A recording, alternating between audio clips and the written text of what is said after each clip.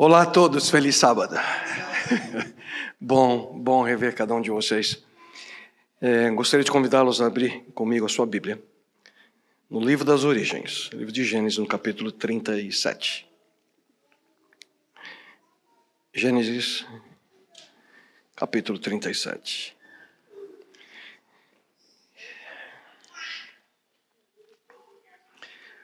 Deus eterno,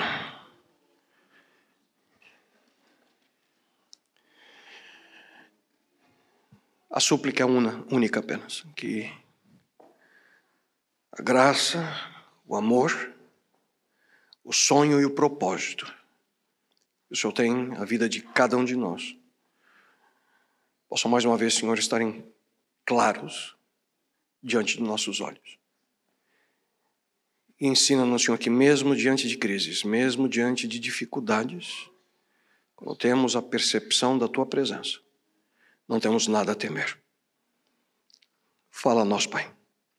E isso eu te suplico em nome dele, Teu Filho e nosso Salvador Jesus. Amém, Senhor. Queria agradecer mais uma vez aí a oportunidade de estar falando a vocês nessa manhã de sábado. Já por algumas semanas, o pastor Bruno e os demais têm desenvolvido a série A Grande Família. E nela, eu tive a oportunidade de estar aqui sábado passado e escutei a maneira pela qual nós, como seres humanos, que viemos de um único casal, quão extraordinário é a dinâmica dos nossos relacionamentos, as diferenças que nós temos entre nós, as dinâmicas de cada família, a maneira pela qual nós vivemos. E algo extraordinário na Bíblia é que mostra pessoas como nós, com os mesmos sentimentos, a mesma natureza, as mesmas dificuldades. E da história de cada uma dessas pessoas podemos extrair lições extraordinárias para a nossa vida hoje. Só que antes de entrar no tema, eu queria fazer uma pergunta para vocês. Já passaram por momentos de crise na sua vida? Já passaram? Ou só eu que estou? Agora nós estamos num deles. Momentos em que a gente passa por dificuldades, ou momentos que a gente tem que tomar uma decisão importante, uma decisão às vezes difícil. Momentos de crise. E geralmente, quando a gente enfrenta uma situação como essa, há três caminhos que a gente pode tomar. Um dos caminhos é o caminho do desespero. Você passa por uma situação que você não imaginava, a grande maioria das pessoas, elas se desesperam, não sabem o que fazer. Principalmente quando não tem algo no coração que traz sentido à vida. Como pastor, eu já fiz dezenas, se não mais de centenas de funerais durante meus anos de ministério. E quando você está num cemitério e você vê uma família que tem no coração algo que lhe dá razão para existir, a maneira pela qual a gente enfrenta o maior desafio que temos como seres humanos, que é a morte, e vê alguém que não tem esse mesmo sentimento no coração, é isso que a gente vê: desespero. Essa é uma das alternativas. Momento de dificuldade, alguns se desesperam. Outros tomam um outro caminho. É o caminho que eu chamo do caminho da acomodação. É simplesmente achar que não tem nada que eu possa fazer, é assim mesmo, vai continuar assim, e toma a decisão de acomodar-se, aceitar as situações da vida. Também é algo que é da natureza humana, a gente se acomoda. É mais fácil dessa maneira. É mais fácil dessa maneira. A gente pensa, o emprego não está tão ruim assim. O relacionamento dá para levar. E muitas vezes nós nos acomodamos. Só fazendo aqui para relaxar um pouquinho, eu tenho um amigo em São Paulo que ele torce, por incrível que pareça, para a Portuguesa. Eu sempre perguntava para ele: escuta, mas o que te leva a torcer para a Portuguesa? Vocês têm esperança que um dia, vocês vão ser campeão brasileiro? E ele fala assim: mas a gente sempre foi assim. Quem sabe que não vai acontecer, mas sempre foi assim. A acomodação. A gente sempre viveu assim. Mas tem uma terceira postura. É uma terceira alternativa, na realidade é uma escolha que nós fazemos. Que é o caminho, queridos, da esperança. E é algo que a gente escuta tanto, mas o que de fato significa ter esperança? Esperança é a gente desejar algo. É a gente acreditar que algo especial pode acontecer em nossa vida. É reconhecer que vai ser verdade. E a esperança nos ajuda a viver com esse sentimento de antecipação, esperando por algo. Aquela antecipação, quem sabe que alguns de nós já viveu no passado em diversos momentos da nossa vida. Momentos em que nós sentimos, vai dar certo. Momentos em que nos ajudam a avançar. E cada dia pela manhã, nós que aceitamos viver segundo o plano que Deus tem na nossa vida, a gente tem que lembrar disso. Ontem à noite eu tive a oportunidade de estar falando com um grupo de jovens da classe da minha filha, no Vespers, e eu mencionei algo para eles que eu quero falar para vocês. O segredo é um dia de cada vez, queridos. A gente precisa aprender a viver um dia de cada vez. E cada dia com Cristo. Cada dia buscando viver com essa esperança no coração. Mesmo em meio às dificuldades que a gente pode viver. O segredo é não perder a esperança. Não perder a esperança. No mundo dos esportes, a gente vê situações como essa. Situações, e a gente tem um monte de história, né? Eu não vou nem mencionar uma dessa semana, mas está perdido o negócio. E de repente os jogadores, eles acreditam que é possível e fazem o que é praticamente impossível, eles conseguem reverter a situação. Há muitas histórias no esporte, porque eles acreditam, é ter esperança, é possível. É a atitude que a pessoa tem. A atitude que a pessoa tem. Na nossa vida, queridos, principalmente na nossa jornada espiritual, as crises, elas vêm e vão. E quem sabe algum de vocês pode estar pensando nesse momento, mas eu estou bem agora, não tenho crise. E eu digo amém, e que bom que você está dessa forma hoje. Mas há um texto que Cristo, coloca aí para mim, Saulo, o texto de Jesus, ele diz, no mundo, lá não está escrito, talvez um dia vai acontecer que você vai ter um problema. Cristo diz, vocês terão aflições. Mas tende bom ânimo, porque eu venci o mundo. Ter ânimo diante das dificuldades é o segredo que nós precisamos desenvolver na nossa vida. E aqui eu queria falar de maneira especial com vocês que são pais. Pensa comigo. Se você pudesse, em 5 minutos, ver a história dos seus filhos, desde o começo até o fim. Você tem 5 minutos para mudar qualquer coisa na história do seu filho. O que você mudaria? A gente tem 3 lá em casa. E obviamente a gente não quer ver o filho sofrendo, quem sabe o momento que teve dificuldade de aprendizado, ou quando ele perde um amigo que ele tanto gostava, ou momentos de dificuldade da vida dos nossos filhos. A gente vê lá, eles escolheram uma linda profissão, mas lá na frente vão perder o emprego. Encontraram a pessoa perfeita para a vida, mas aí vai dar em divórcio. O que você faria como pai? Você teria tendência de apagar cada um desses momentos negativos do seu filho, da sua filha? Muito provavelmente era isso que a gente queria fazer. Verdade? Eu não quero ver meu filho sofrendo. Aí a gente ia tomar a decisão de ir lá e mudar esses momentos de tristeza, de dor. Aí eu pergunto para você, fazendo isso, você tem certeza que seria uma boa ideia para ele ou para ela? Você tem certeza que fazendo isso, você faria com que ele fosse o melhor homem? Você faria com que ela se tornasse uma melhor mulher? Será que é isso que nós de fato precisamos? É tirar os problemas da nossa vida? Queria compartilhar com vocês aquilo que Paulo escreveu na sua carta aos primeiros cristãos de Roma. Ele diz o seguinte: nos gloriamos na esperança da glória de Deus. Não só isso, mas também nos gloriamos nas tribulações, porque sabemos que a tribulação produz perseverança, a perseverança um caráter aprovado, e o caráter aprovado produz o quê? Esperança. Não é lindo esse texto? É uma sequência.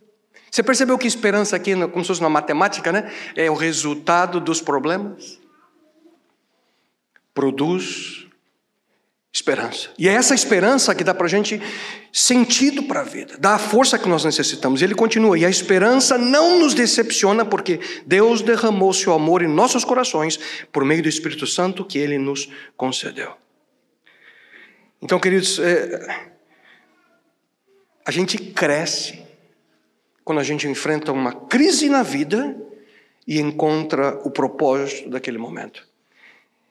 E é isso que a gente encontra nessa porção bíblica.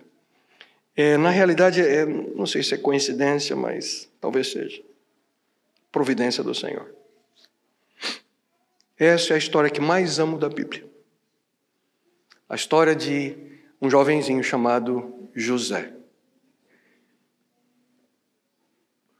É a maior porção do livro de Gênesis. São 13 capítulos. E é impossível, Bruno, fazer um sermão de José pegando cada pormenor da vida dele. Então eu vou fazer rapidinho aqui um resuminho, tá bom? Mas com o objetivo de extrair algo especial para vocês nessa manhã. 17 anos esse menino tinha. Essa é a história de José. Começa assim. A história de Jacó, melhor. Verso 2 do capítulo 37. Essa é a história de Jacó. Tendo José 17 anos, apacentava os rebanhos com seus irmãos, sendo ainda jovem, acompanhava os filhos de Bila e os filhos de Zilpa, seus irmãos, mulheres de seu pai, e trazia más notícias deles ao seu pai. 17 anos. Ele, por algum tempo, foi o caçula. A Bíblia não diz, mas o Corão menciona de que José tinha mais ou menos 6 ou 7 anos quando nasceu Benjamim. Então, por um período, ele foi o caçula. E aqueles que são caçulas, ou aquele que tem um caçula em casa, sabe o que eu estou falando, né? Caçula, às vezes, é incrível, é meio aduladinho, né? Ele sempre caminha mais fácil, mais simples. E José recebeu tudo isso do pai. Ele tinha um especial carinho e dedicação e amor do seu pai. Favorecimento. O Bruno falou isso semana passada. Era o favorito. E José, ele tinha ali, queridos, o mundo aos seus pés. José era o único que tinha túnica colorida. José era o favorito do pai. José que tinha os sonhos. José que tinha um futuro especial para ele. Mas com tudo isso, na realidade, em momentos como esse, ele criava problemas com os seus irmãos aqui.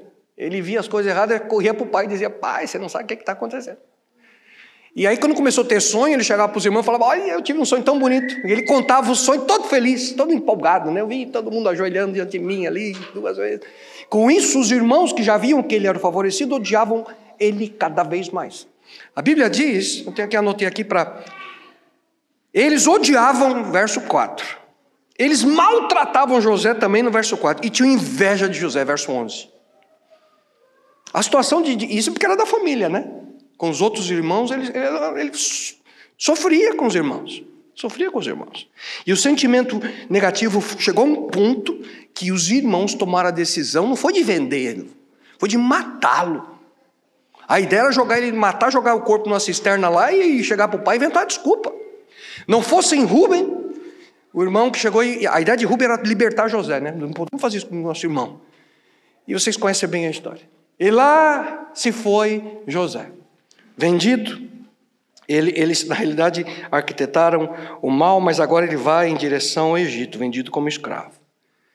Chega ali na casa de Potifar. E parece que a coisa melhora um pouquinho, diz a Bíblia que ele começou a prosperar na casa de Potifar, né? E de repente a senhora Potifar começou a olhar para ele com outros olhos. Você conhece bem a história? Inventou uma mentira e jogaram o pobre de José na prisão. Na realidade, é admirável que ele não foi morto. Talvez Potifar conhecia a mulher que tinha. E aí ele não matou. Porque o certo era matar José. Jogou ele na prisão. E lá vai se passando o tempo. E diz a Bíblia que de certa forma ele foi prosperando dentro da prisão. Você conhece a história? Aí aparece lá o copeiro, o padeiro. Os dois tiveram um sonho. E José interpreta. E acontece os sonhos. Se cumpre. O copeiro volta, mas antes de ele voltar para o palácio, José chega para ele e faz um pedido: escuta, lembra de mim quando você for para lá. Lembra-te de mim. Foi a única coisa que ele pediu. Lembra-te de mim. Verso 14 do capítulo 40. E parece que, é incrível, né? Um problema atrás do outro. Parece que finalmente a coisa estava melhorando para José. A oportunidade, alguém que está lá na casa do faraó. Escuta, você é meu amigo, lembra de mim. E eu queria aqui, na realidade eu já li tantas vezes essa história, mas lendo mais uma vez. Acompanha comigo o verso 23, não tem na projeção. Não esquece de mim, ele pediu. Mas isso que aconteceu, o copeiro-chefe, porém, não se lembrou de José. Mas não termina aí. Antes, se esqueceu dele. Eu estava lendo e falei, como é que pode esse homem esquecer de José? Camarada teve o sonho, José interpreta. Ele participou do funeral do padeiro. Ele volta para o palácio, como é que esqueceu de José? Como pode ele ter se esquecido de José? Estranho isso, né?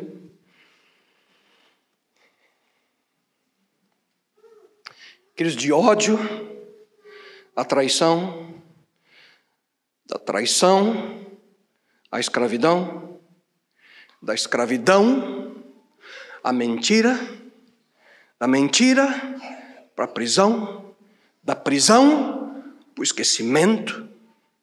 E a história podia acabar aqui. Porque dá tudo errado. Tudo dava errado na vida de José. E no momento quando dá tudo errado na nossa vida, qual a pergunta que a gente faz? Hein? Por quê? Obrigado, né? Por quê? A gente pergunta, por quê, Senhor? Por quê? Eu estou tentando, mas por quê? A gente tem a tendência, quando enfrenta uma crise, a gente pergunta por quê. E José, ele tinha todas as razões do mundo para perguntar, por quê, Senhor? Por quê? Por quê? Por quê? Mas diante de tudo isso, a palavra de Deus confirma isso aqui é extraordinário, queridos. Está no capítulo 39, 3 versos. Eu tenho aí o texto para vocês. Acompanhem comigo aqui, ó. Diz o texto que o Senhor estava com José e ele se tornou próspero. Isso na casa de Potifar.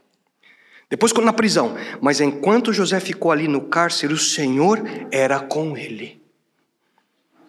Estendeu sobre ele a sua benignidade e lhe concedeu graça.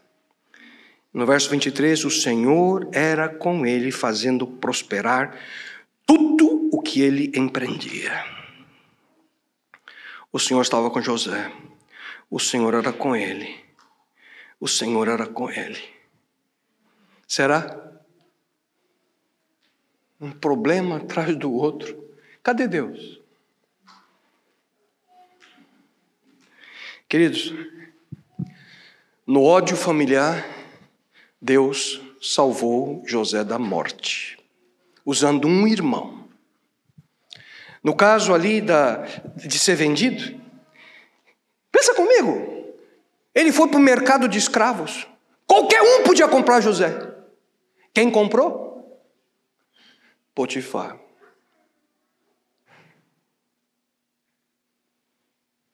Potifar comprou ele, com aquela mulher maluca que ele tinha na casa. E agora, no momento que ele está lá, fazendo o seu melhor, prosperando na casa de Potifar, de repente, você sabe o que acontece? A mulher fica de olho nele, ele, não posso fazer isso contra meu Deus. Ela inventa, faz a cena, e ele vai para a prisão. Preso. Como eu mencionei minutinhos atrás, era para ele ser morto, mas Deus estava com ele. Salvou a vida de José dessa falsa acusação. E agora, ele, ali na prisão, de novo a bênção de Deus, era visível, tudo que ele colocava a mão prosperava. Mas a gente olha da outra perspectiva, era só problemas. Só problemas. A crise. Mas em cada fase da vida de José, Deus estava com ele. Há um texto do livro dos Salmos que amo, e eu queria compartilhar com vocês essa manhã. Provai e vede que o Senhor é bom. Não tem falta alguma aqueles que o temem. Aqui não diz que não passa dificuldade alguma. Porque, queridos, o que nós mais precisamos nessa terra, nesse planeta de pecado, não é livramento das dificuldades. O que a gente mais precisa é da presença de Deus na nossa vida. Porque a partir do momento que a gente entende que Ele tem um propósito e um plano a nós, não importa o que acontece. Deus é bom, mesmo diante da dificuldade. E José, ele Ele entendia a presença de Deus na vida dele. A presença de Deus era tudo o que José precisava. O propósito de Deus para ele era maior que a crise. E, queridos, eu queria dizer uma coisa a vocês. Eu não sei o que está acontecendo na tua vida hoje. Eu sei o que está acontecendo na minha. A gente está assim. Mas Deus tem um propósito com a existência de cada um de nós. O segredo é que nós precisamos entender qual é esse propósito. Nós temos que buscar a sua presença. E eu queria fazer essa pergunta para você, né? Você sabe qual é o propósito dele para a sua vida hoje? Ele quer que você se torne tudo aquilo que ele sonha para você. No potencial que ele vê que você pode alcançar através de sua graça e sua presença em sua vida. A despeito de crises, Deus nunca abandonou José. E mesmo quando você passa por dificuldades, tenha a convicção de que Deus nunca te abandonou, queridos. Só que para isso depende das escolhas que você faz. Olha só. José, pensa comigo, José ele podia ter vivido em total trauma com aquilo que os irmãos fizeram com ele. José ele podia ter vivido em total revolta, porque viveu como escravo. O filho querido de escravo numa terra que nem a língua ele falava. José ele podia ter aceito, queridos, facilmente a tentação da senhora Potifar. Fácil. Ninguém me conhece aqui mesmo. A mulher é bonita. A mulher é rica. Eu estou numa desgraça de vida. Vai que ela cuida de mim. Estou nessa. Facilmente. Ele podia ter caído na tentação. Mas não foi a decisão que ele fez, querido. E José, ele poderia ter na prisão. Quer saber uma coisa? Minha vida está tão ruim agora, é ser bruto com todo mundo. Você imagina, tem gente que quando está numa situação ruim, ele tinha tudo na mão, ele cuidava de todos os presos. Podia ter sido bruto com todo mundo. Não. Por uma razão, pelas decisões que ele fazia em relação a Deus. Como eu posso cometer um mal e pecar contra Deus? Foi ele disse em relação à tentação da mulher. Mas esse era o procedimento da vida de José. Porque ele sabia e ele conhecia quem era esse Deus. A Bíblia diz, eu li para vocês, o Senhor estava com ele. Só que José estava com Deus. E eu pergunto para você nessa manhã, você está com Deus? Você tem buscado a presença do Senhor a cada dia?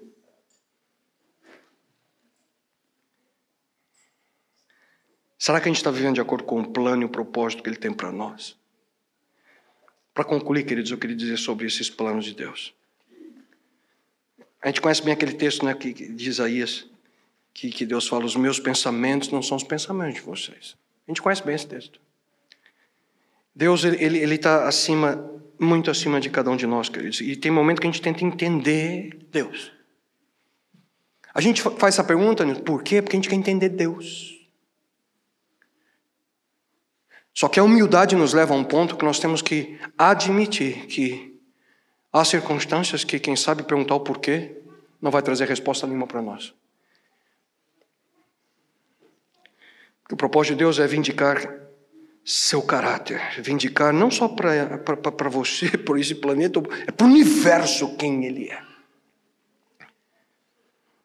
E é extraordinário o que acontece no final da história de José. Queridos, passados 2 anos inteiros, 2 anos, de repente, Faraó tem um sonho. Não é lindo isso? 2 anos depois, Faraó tem um sonho. Aí você pergunta, Kleber, mas por que 2 anos? Coitado do José, sofreu tanto, não podia ser uma semaninha só e o homem podia ter o sonho? 2 anos inteiros. E não me pergunta por que eu não sei a resposta, mas eu vou dizer uma coisa para vocês. Ninguém de nós, enquanto nesse mundo nós vivemos, saberá os detalhes inconsistentes, incompreensíveis, incertos, inexplicáveis, incongruentes, impenetráveis, inacessíveis, indecifráveis sobre o Criador do universo. E a gente tenta. É que nem uma ameba tentar entender que é o ser humano. A gente tenta. Queridos, há situações que o que nós precisamos é ter a fé necessária para avançar, mesmo quando nós não entendemos. Mesmo quando nós não vemos. E obrigado, Wagner, por o texto que você leu, querido. É ver o invisível. Tem momento que você não enxerga. Tem momento que nós precisamos crer e avançar. E era essa a vida de José. E por que a gente pode avançar? Porque ele, queridos, ele está no controle. Mesmo quando a gente não vê. A gente, Wagner também, a gente viaja muito, né? Mais do que devia. Já passei cada perrengue dentro de avião, vocês não imaginam. Essa semana a gente viajou, Neri está do meu lado, mas a coisa mais de nada, aquela turbulência assim, café com leite. Ela já segura na minha mão, eu falei, querida, ainda bem que você não estava comigo uns anos atrás aqui. Senta no avião, aí, bem feliz a gente decola, né? Aí de repente apaga a luzinha do cinto, fala, você pode caminhar pela cabine? Aí você levanta e vai no banheiro, tranquilo, né? O banheiro está ali, eu vou. A gente confia, né, que a gente tem liberdade. Você tem liberdade a 33 mil pés de altura? Confiando num camarada que você nunca viu na vida que está lá. Toda vez que eu saio do avião, olho para o piloto e falei, obrigado, Senhor, que você estava bem cuidando da cabeça desse homem. Na verdade, você confia nesse controle que a gente tem da vida. Deus é o único que tem controle, queridos, da nossa existência. Que tem controle desse universo. Mesmo em meio às dificuldades, eu quero dizer uma coisa para você hoje. A vitória final é certa. Então vi um novo céu e uma nova terra. Porque o primeiro céu e a primeira terra já passaram. É certo virá. Mesmo em meio à crise e dificuldade, Deus está no controle. Porque os meus pensamentos não são os pensamentos de vocês, nem os seus caminhos são os meus caminhos, declara o Senhor. Assim como os céus são mais altos do que a terra, também os meus caminhos são mais altos do que os seus caminhos, e os meus pensamentos mais altos do que os seus pensamentos. Faraó sonhou, Faraó não conseguia dormir, se perturbou, e de repente o tal do copeiro lembrou. Tem um camarada lá na prisão, assim, como é que eu esqueci do cara? Rei. Aí conta toda a história para Faraó. Pisei na bola contigo, você me mandou para a prisão. Contou toda a história para Faraó. E lá, escravo lá, nem de egípcio o cara é, fala com sotaque. Mas ele interpretou o sonho. Lê com atenção esse texto, queridos. Está ali no capítulo 41, a partir do verso 25. Eu quero destacar só a parte final, diz o seguinte. Perdão, capítulo 41, versos 10 a 14. O copeiro conta toda a história. E aí diz no final do verso 14, que o faraó, vou ler aqui textualmente, o faraó mandou chamar José, que foi depressa trazido do calabouço. Tenho uma pergunta para vocês. Quem é que chamou José do calabouço? Faraó ou Deus?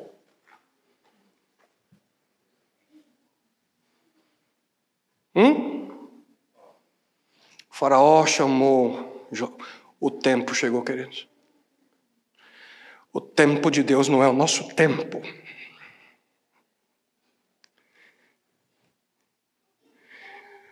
Faraó, um homem pagão, que não era temente a Deus, foi usado pelo Senhor. E ele chama José do calabouço. Deus tira José naquele momento da prisão. E você conhece a história.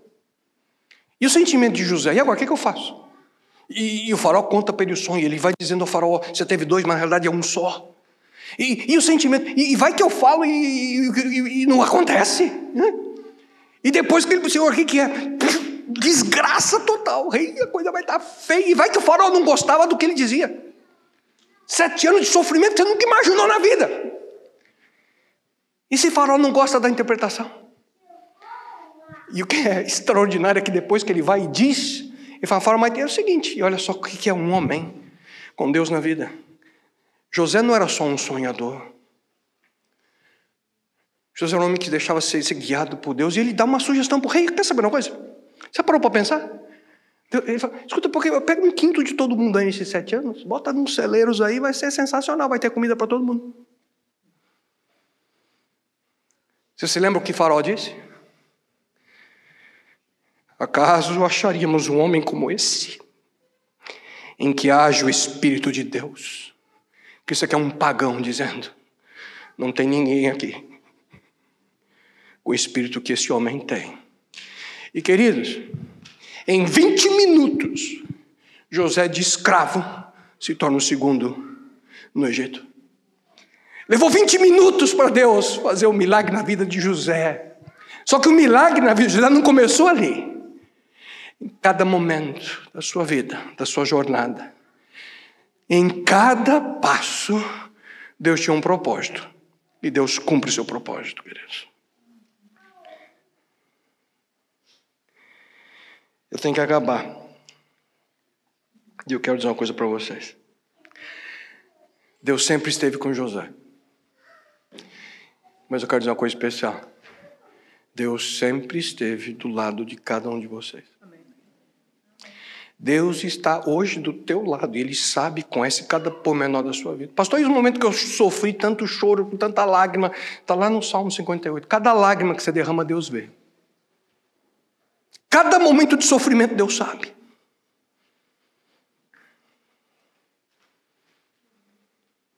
O propósito dele, queridos, não é que você tenha uma vida de alegria perene. O propósito de Deus para você e para mim é que nós estejamos prontos para quando Jesus Cristo volte.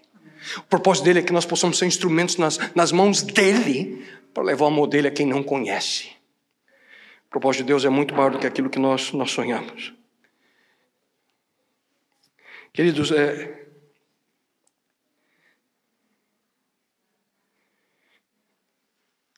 tem hora que eu pego um livro para ler, sabe o que eu faço? Eu vou para o último capítulo para saber se eu vou gostar do livro. A gente aqui tem que ler muito, você lê a introdução, né? A dica aqui, né? Você lê a introdução e lê o final. E aí você decide, vale a pena ou não ler esse livro. Se você pudesse ler o livro da tua vida e ler o último capítulo, eu te pergunto, mudaria as decisões que você está tomando hoje? Se José pudesse ler o livro da história dele, será que ele teria feito algumas modificações? Eu acredito que sim. Quem sabe ele ia falar, quer saber uma coisa, eu não devia ter dedurado meus irmãos como eu fazia, né? Podia ser mais bacana com eles. José não era perfeito não, povo. José era um dedo duro. Ele causou aquela raiva dos irmãos com ele. Podia ter contado o sonho de um jeitinho, né? Ele contava o sonho tão feliz, né? Insensível com os irmãos dele. Quem sabe ele ia perceber, puxa, eu não fiz tão bem. E lá no final da história, queridos, quando... Vocês sabem o que aconteceu, né? A história é extraordinária. Deus liberta, dá vida ao povo. Nações iam ao Egito para comer. No final, Jacó, que tinha já a tristeza daquele pai, que amava aquele filho, José teve a oportunidade de ver o pai ver José, cresceram como nação, foi extraordinário aquilo tudo. Mas tem um dia que Jacó morreu. E no dia que Jacó morreu, os irmãos falaram, o gato subiu no telhado, acabou. Ele segurou a gente aqui enquanto o pai estava vivo, agora é o fim. Chegam para José, e incrível, né? Os irmãos se curvaram diante de José 5 vezes. Essa é a 5ª vez que eles se curvam diante de José. Pedindo misericórdia. O pai morreu, José. José perdoa a gente. E José diz isso para eles. Não tem mais. Acaso estou eu em lugar de Deus? Vós, na verdade, intentaste o mal contra mim. Porém, Deus o tornou em bem, para fazer como se vê nesse dia, para conservar muita gente com vida. José via, e José entendia a presença de Deus na sua vida. Isso, queridos, é ter esperança. Isso é ter fé. José, ele entendeu que ele podia ter sido morto pelos irmãos. José, ele entendeu que ele podia ter sido vendido por uma outra família. José, ele entendeu que ele podia ter caído na tentação da mulher de Potifar. José, ele entendeu que ele podia ter sido morto e não ido para a prisão. Ele entendeu que ele podia ter apodrecido naquela prisão. Mas como Deus estava com ele e ele estava com Deus, ele pôde dizer isso para os seus irmãos. Vocês planejaram algo. Foi ruim, hein?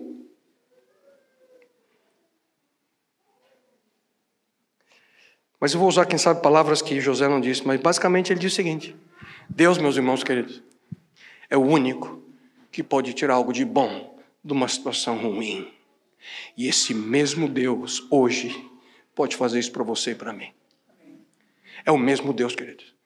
Deus é o único que pode tirar algo de bom de uma situação horrível. E a história de José é uma prova disso. Você olha na história, tudo de errado. Mas Deus tinha um propósito. Deus estava com José. E eu quero concluir nesse momento de verdade, dizendo para vocês que Deus, queridos, Ele cumpre suas promessas. Cada uma delas. E a gente vê a história de José, só que José sabia da promessa. A promessa que Deus deu para Abraão, que Deus deu para Isaac, e Deus deu para Jacó, seu pai. Eu vou levar vocês para uma terra. E José sabia que essa terra não era o Egito. E é por isso que diz no livro de Hebreus, Paulo escreve: pela fé José, próximo da morte, fez menção da saída dos filhos de Israel e deu ordem acerca dos seus ossos. Deus tem, queridos, um sonho para a sua vida. Deus tem um sonho para a minha vida. Deus tem um propósito para cada um de nós. Ele está do teu lado, mesmo quando você não enxerga. Busque a presença de Deus. Suplique a Ele a orientação que você precisa para tomar decisões acertadas na sua vida. E provavelmente, queridos, esse momento que a gente está tendo aqui, nunca mais vai acontecer.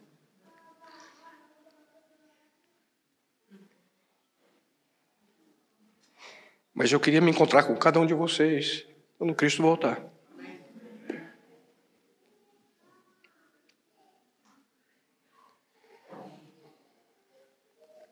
Tudo depende de uma decisão. Da nossa decisão. De poder buscar esse Deus a cada dia. Um dia de cada vez. Cada dia com Ele. Por que não aceitar viver assim? É isso que eu queria deixar com vocês. Aceitem e vivam assim. Permitam que a esperança seja a força que impulsiona o teu coração. Deus eterno.